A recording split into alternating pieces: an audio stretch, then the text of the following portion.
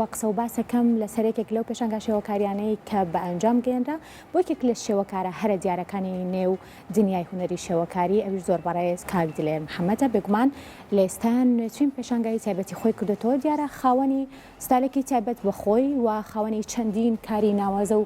زۆر تایبەتە لە ڕۆژانی دیارە 15 و 16 ئەمانگە کار لەسەرەوە کرا کە بەشێک لە پارە شێوەکارەکانی خۆی نمایش بکات و پێشکەشی چاوی بینەرەکانی بکات.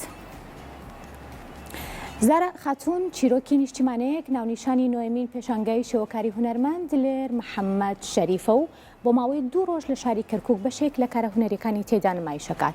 زارە خاتون چیرۆکی نیشتیمانەیەک درێژکراوەی کارە هونەریەکانی ڕابردووی هونەرمەندە و کارکردنە لەسەر تاکی کورد لە چوارچەوەی کلتوری کۆمەڵایەتی و ڕووداوەکانی ژیان کە ئەو شێوەکاران لە دید و تێڕوانینی خۆیەوە پێی بردووە و کاری لەسەر کردووە.